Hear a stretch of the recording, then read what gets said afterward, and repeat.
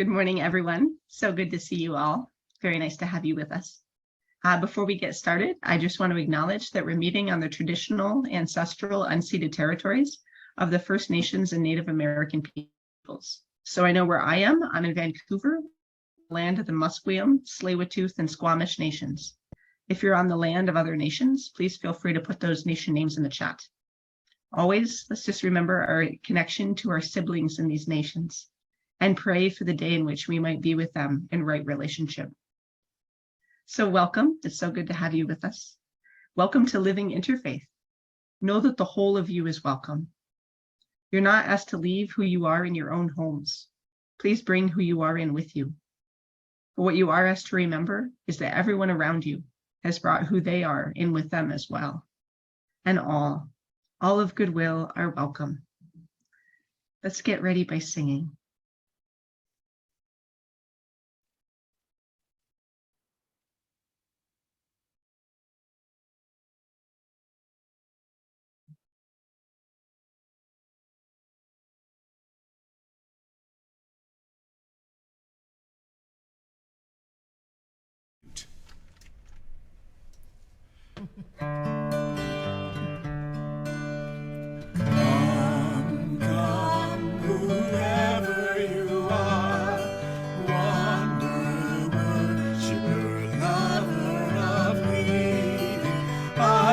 No caravan of despair.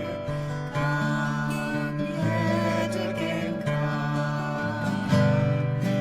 come, whoever you are, wanderer, worshiper, lover of leaving.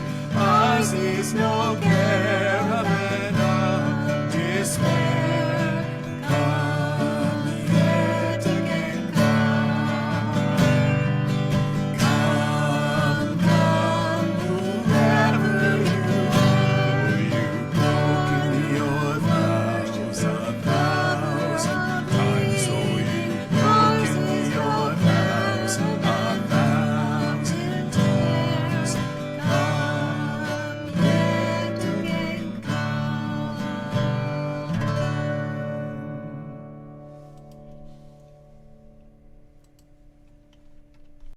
Beautiful. Thank you so much, Bruce and Cheryl. So I have a few announcements. Our first announcement is that our Afterlife study group will be meeting this Wednesday. That's November 9th from 7 to 8:30 p.m. Pacific time. It'll be over Zoom, as it always is. And this week, we're going to be studying East Asian beliefs about the afterlife, including those from the Confucian and Taoist traditions. So if you'd like to join us, you can always log in to the Zoom login here. I also sent this out. And here, I'm going to put this in the chat. Here we go. So that'll be the login on Wednesday, or just feel free to write to me at the sanctuary and I can get you the login if you're interested. So that's Wednesday, November 9th, that evening for East Asian beliefs about the afterlife. So that should be good. My second announcement is the church where I work, Canadian Memorial United Church, has let me set up a community Narcan training. So that's going to take place not this Sunday, so not tomorrow, but a week Sunday. So Sunday, November 13th at 12 noon. It'll be in the Fireside Room in the Center for Peace, which is part of our offices. And if you're unfamiliar with Narcan, it's also known as naloxone. And it's a drug that you can administer to help override an overdose. So if you come upon someone or know someone who's overdosed and they're not breathing, you could administer this to actually restart, basically to kick the opioids out of their spinal column and to help them their heart restart and can save their life. And it was important to me to set this up because I think I shared at our last service that Samir and I had come upon someone who'd OD'd, a young teenage girl who had OD'd in a parking lot where we were going to get pizza. And luckily I had the Narcan kit in the car. And so this can really, and I was getting ready to administer it when the ambulance arrived, but still this is something that can save people's lives. So if you're interested, that's a free training and you'll get your own kit that then you can keep in your car or with you so you can have it if necessary. And that'll be next Sunday, November 13th at noon in person. But if you're not around here, but you'd still be interested in that, I could send you a link for an online training. So please just let me know. Also, we're going to be, so I've been setting it up with Gurwinder Singh, who had spoken to us in the spring, who's so lovely, who Sukhmani also found for us. He's so fantastic. And he's been arranging to let us, both us and folks at the church, visit the Gurdwara, where he is in Surrey.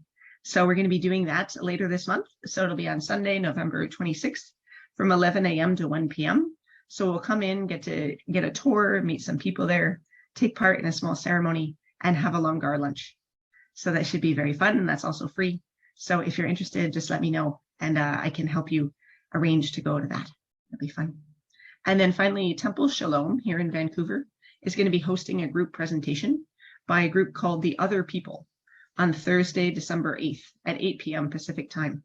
So these folks, there are 7 community leaders who belong to the Muslim, Sikh, Christian, and Buddhist faith traditions, and they're also Indigenous, Black, and they're in the Jewish communities. So it's 7 people, all from different either races or religions or both, and they work together to overcome racism, bigotry, and implicit bias.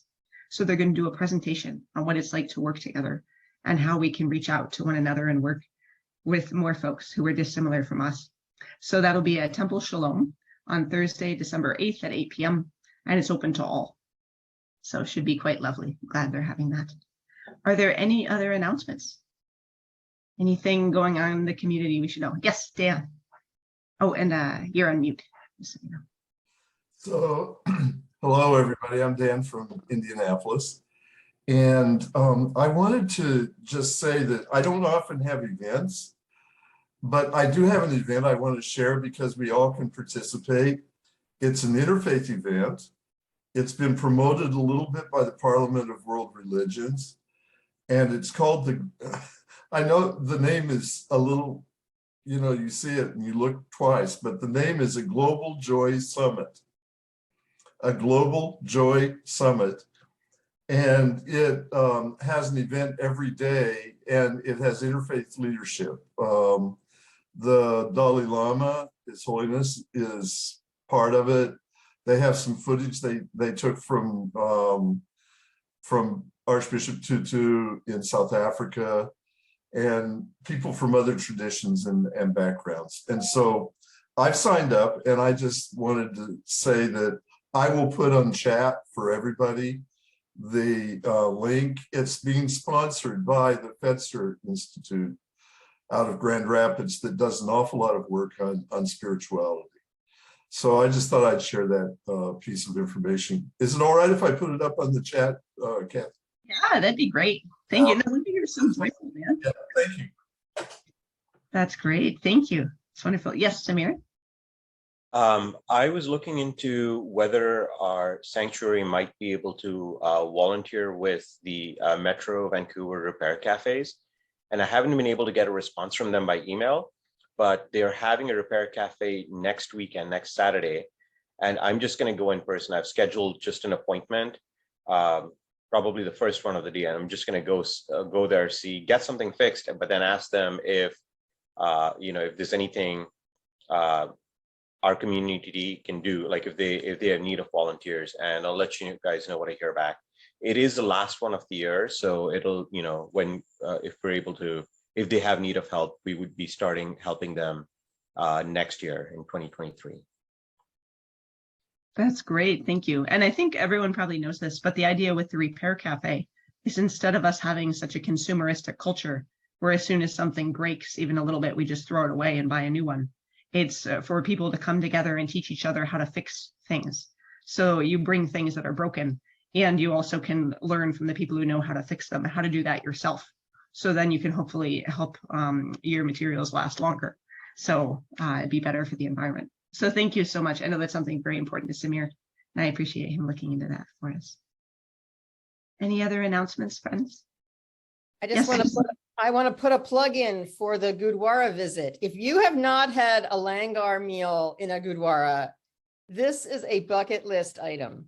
I'm telling you, you cannot pass on to the next world until you have had this experience. So go if you can.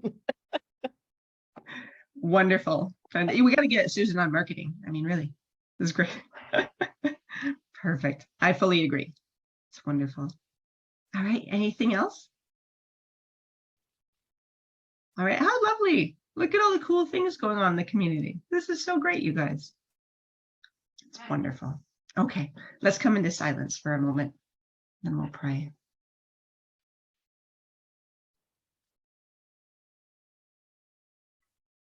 I have a prayer from Guru Nanak this morning.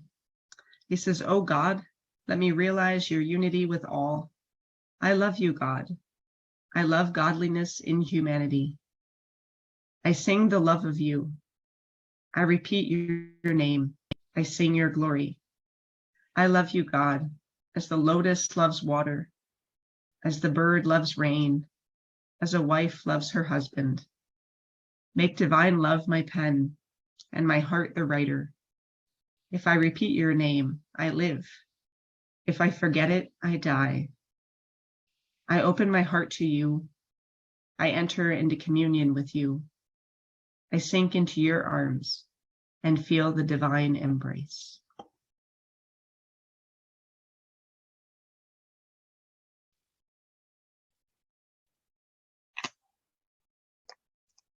I have a new candle now. We used up our old candle.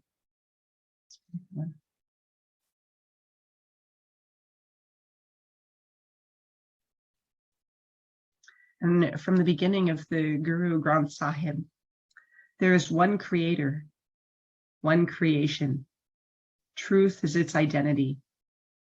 The doer of everything, without fear, without revenge, undying, self-illumined by the Guru's grace, meditate.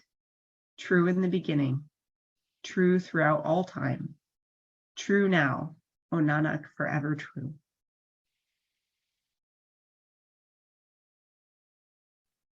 Thank you. Now, if you'll join me in a passing of the peace. Peace, everyone. So lovely being with you this morning. Peace. Assalamu alaikum. Sat Sri Akal. Peace to all. Peace and love to all. Peace, everyone. Peace, everyone. Peace be with you. Peace and comfort. Peace, everybody. Peace to everyone.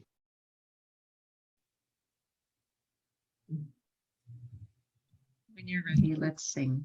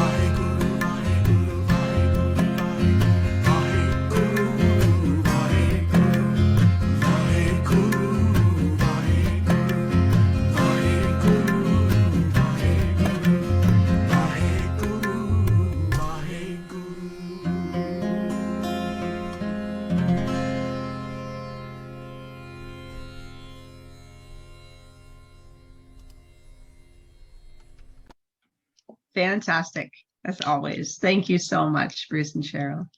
They're amazing. Now I need to start hassling them about putting together a CD so I can listen to their stuff all the time. It's so great. And some of you maybe were here. I remember a couple years ago, we had Sukhvinder Kaur Vinning with us, and she gave a talk about Vaheguru. And I remember, I guess it really stood out to me. The Vaheguru, if I remember correctly, is kind of like the place where you're most constricted or that's most difficult. That's where you can find God. So it's like going through that difficult place. So not like God has abandoned you in the difficult place, but that's actually, it's like pushing through, like giving birth into the new place.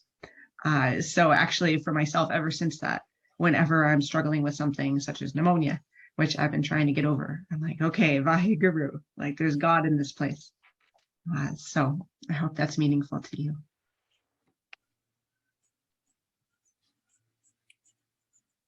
So when you're ready, we'll do our joint affirmation. We come together in peace.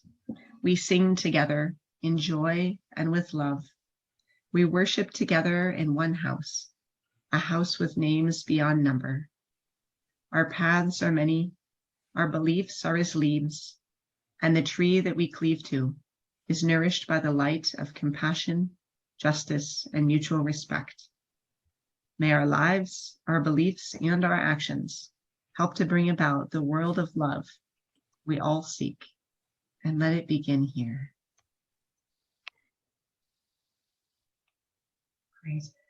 Now is when we usually take some time to pray in our own homes and in our own ways. There are always so many people and causes and situations that need our prayers and our attention. I know this last week I was reading a lot about the droughts. There are droughts in many parts of the world right now, including they're quite severe in Africa, in East Africa, all the way down to Kenya.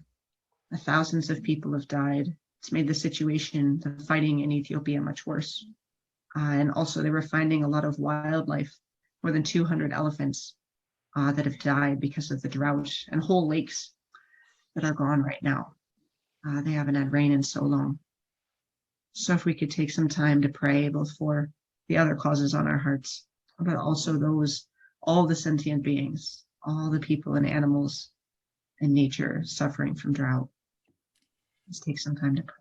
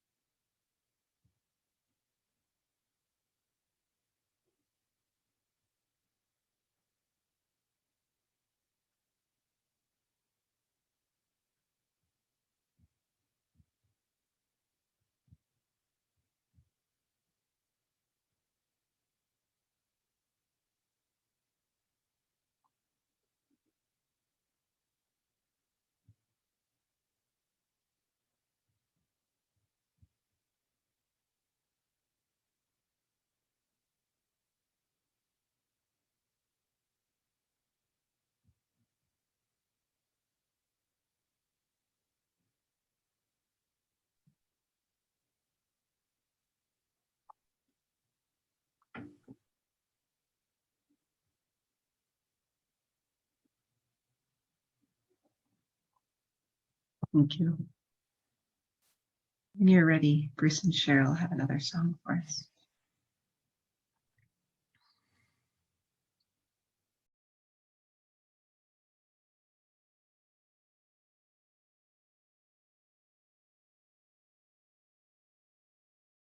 Oh.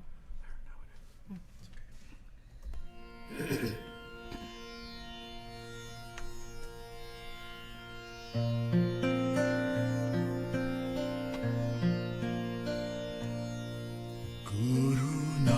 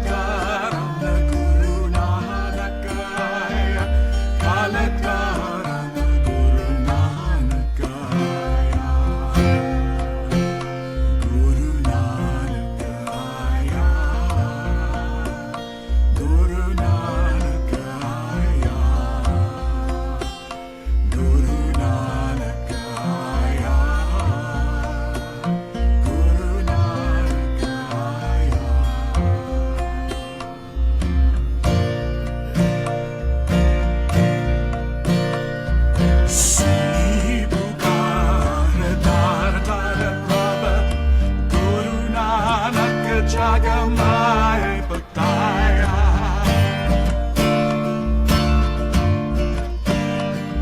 Suni Puka Hekar Prabha Guru Nanak Jagamai Pataya. Guru Nanak Jagamai Pataya. Guru Nanak Jagamai Pataya. Guru Nanak Jagamai Pataya. Guru Nanak Aya. Guru Nanak Aya. Guru Nanak Aya. Guru Nanak Aya. Kalatarana Guru Nanak Aya. Kalatarana Guru Nanak Aya. Kalatarana Guru Nanak Aya. Kalatarana Guru Nanak Aya. Guru Nanak Aya. Guru Nanak Aya. Guru Nanak Aya. Guru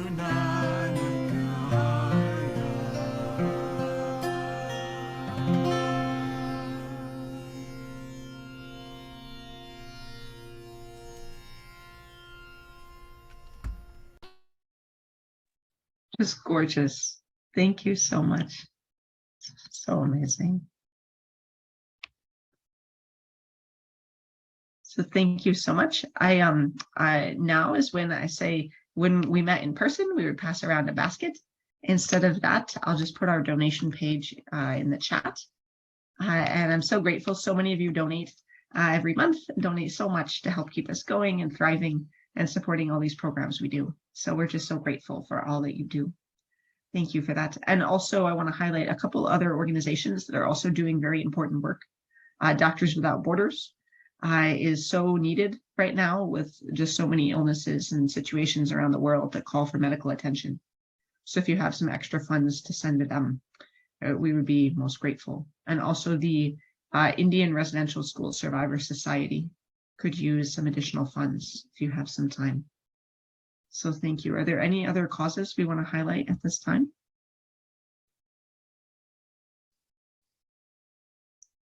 I'll do a quick plug for Guru Nanak's Free Kitchen. And I think we might hear a little bit about that later, but if not, I can tell you more about it. But doing lots of work feeding folks who can't otherwise get food on the downtown east side and all over the place. So thank you. And I think Bruce and Cheryl have another song for us.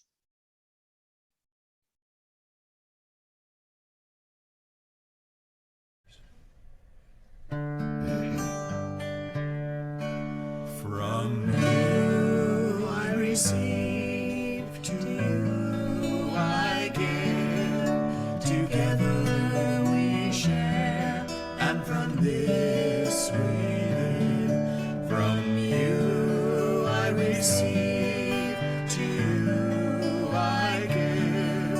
Together we share, and from this we live.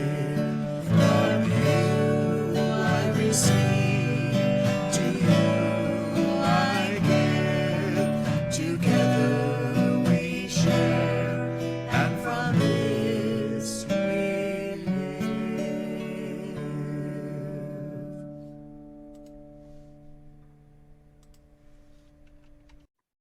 Beautiful. Thanks so much. And now it's my joy and honor to turn it over to Manbir Sajjan. He's with us today to talk to us a bit about the Sikh tradition and Guru Nanak's birthday and what he's learned from the 3 principles of Guru Nanak. So over to you, Manbir. We'd love to hear from you.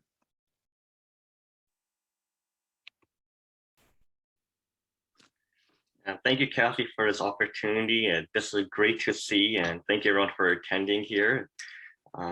I just recently learned about this organization, and I just want to say everybody here does phenomenal work. This is much needed, and it's really great to see, especially in this day and age.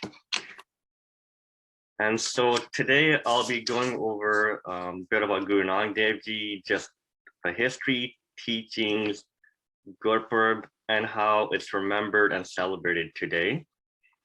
And so just briefly, the history, Guru Nanak Dev Ji was born in 1469 in Punjab, which is in present day Pakistan. It's in a small village called Talwandi, which is then renamed to Nankana Sahib, and a Gurdwara was built there. So Gurdwara is like a Sikh place of worship, and it's now become a tourist place as well.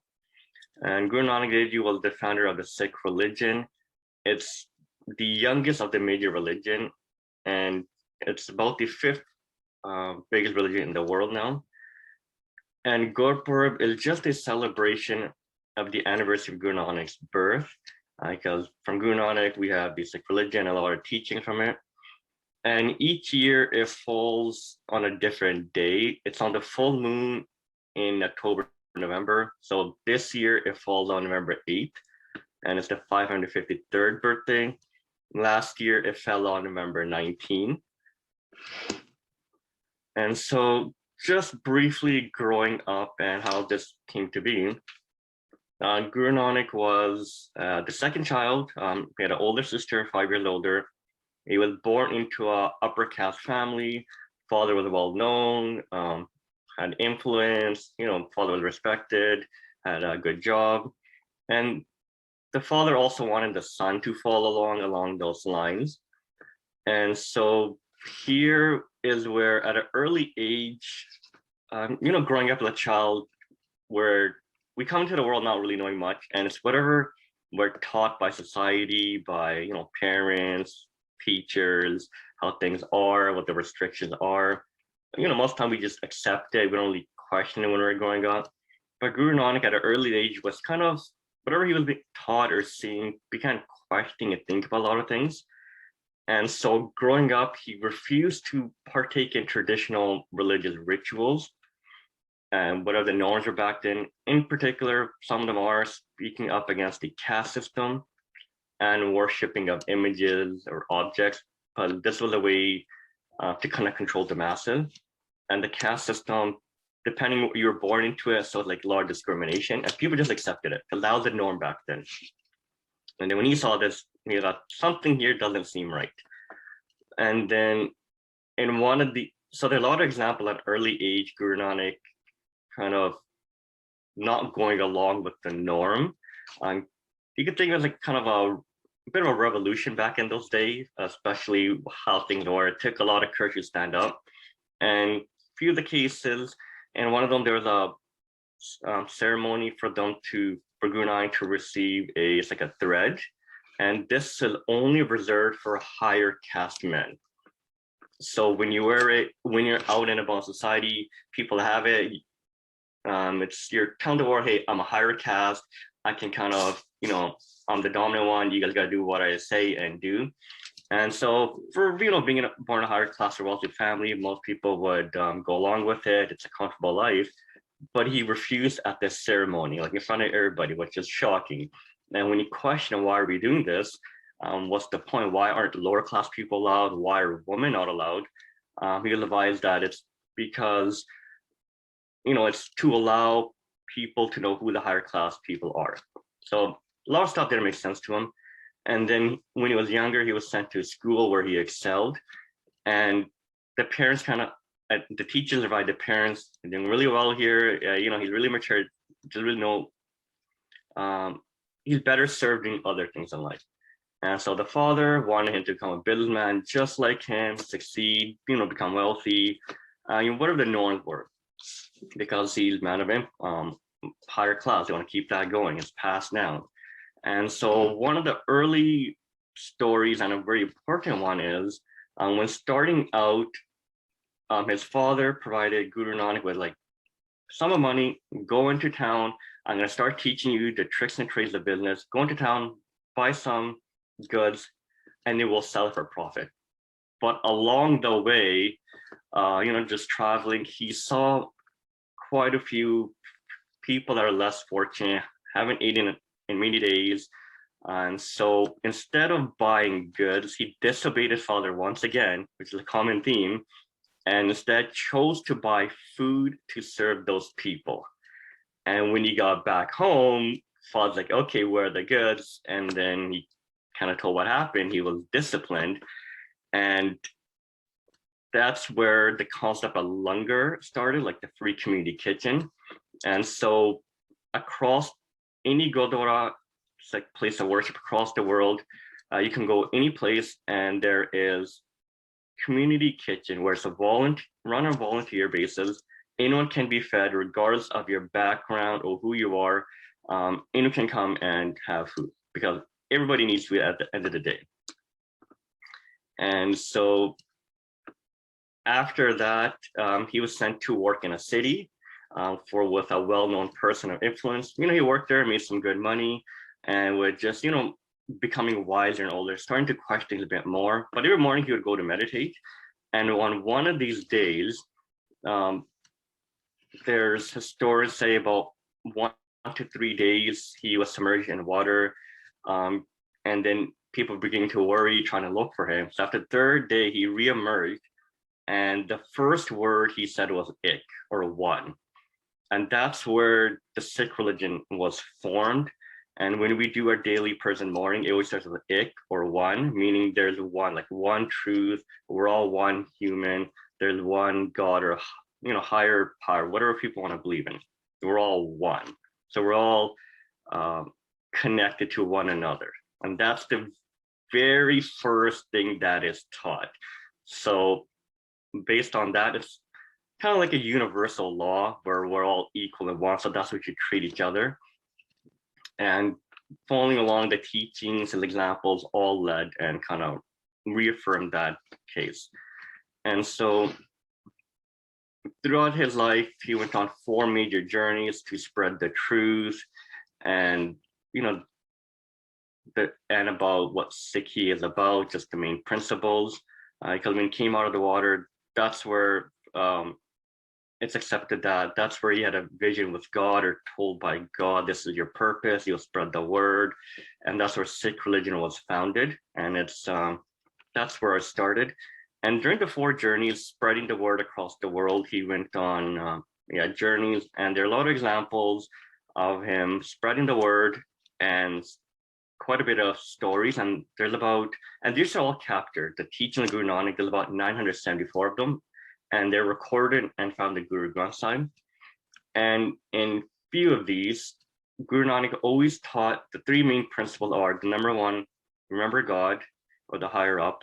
And, because we're all on earth temporarily, so we're not here for too long. And we come here with nothing, we leave with nothing. So while we're here, be grateful for what you have and just always be thankful. And the second one is work hard, make an honest living. That's a key principle. And the third one is help others, share with those in need. It doesn't have to be money. There's so many different ways we can help others. There's even tiny thing such as someone needs, guidance or something to talk to, anything, just help others and give back.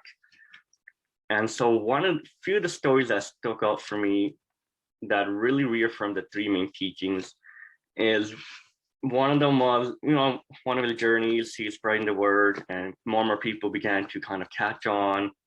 And they're like, this is revolutionary. No one really speaks like this. Because back in those times, think about the norms were, even today, whatever the norms are, some of them have been accepted. What we've been learning about like the past 40, 50 years, how some of the stuff back then, we know now it's really wrong. Why did anyone speak up against it back then? But it would have been tough at that time.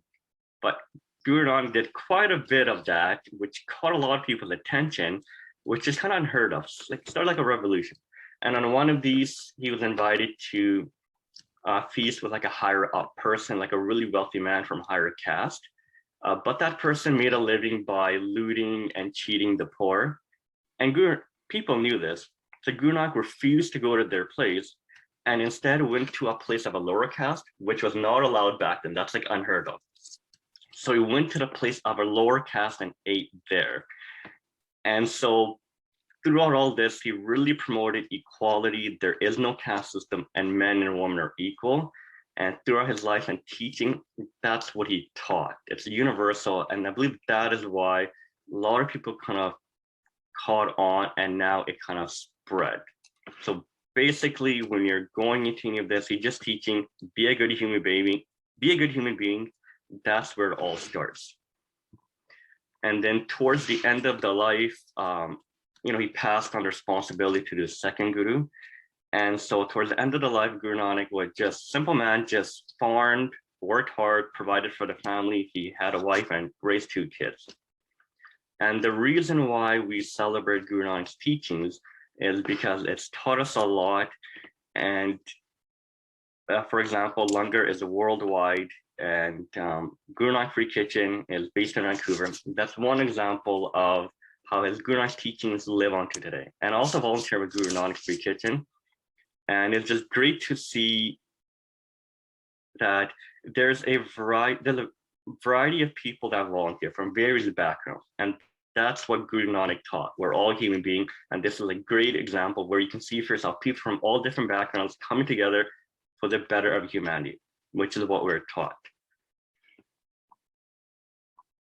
And so to celebrate where Guru Nanak was born in Pakistan, just 3 years ago for the 550th birthday, there was a lot of work done, but it was opened up by the government in Pakistan. So now for the 550th birthday and going forward, people are now for the first time able to go there to celebrate and see the history where Guru Nanak Ji was born, where some of these stories were told, where they took place.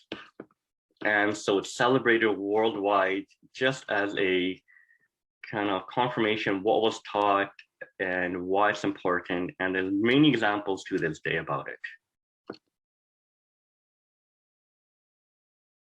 And yeah, so if anyone has any questions, feel free to ask after. You can ask in the group. But that's what we celebrate. With those 3 main principles. That's beautiful. Thank you so much, Manbir. That was wonderful. And I love hearing the stories too. It's so wonderful, and just seeing how open he was and how awakened really, and for his time, trying to do everything to unite people and support everyone. It was a lot of great stories. It's so great. Thank you. I think Bruce and Cheryl have one more song for us. If they sing that, I'll do a closing prayer. And then if you're okay staying just a little bit after, if folks have questions for you, is that okay? Sure. Awesome. Thank you. When you're ready, Bruce and Cheryl.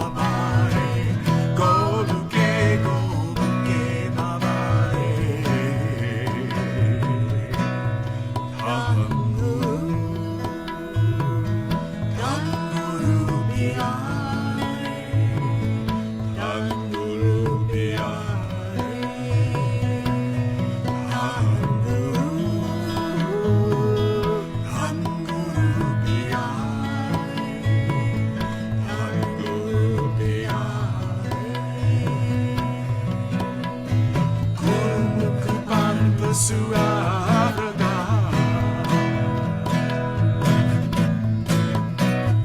Guru Kupanta suarada.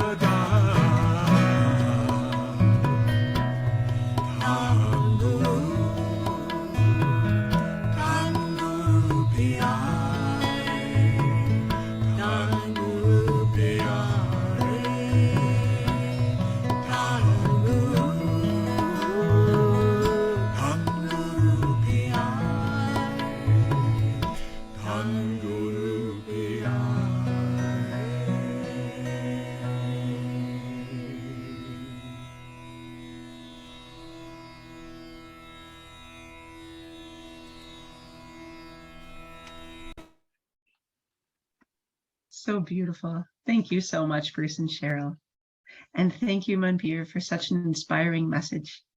Let's all go forth to try to live in the same way as Guru Nanak, to try to remember God, to work hard to support our families and communities, and to not see ourselves as being more important than one another or separate from one another, but rather all connected, all part of the same one, the universal oneness of humanity, and supporting each other and all our siblings in the world as best we can.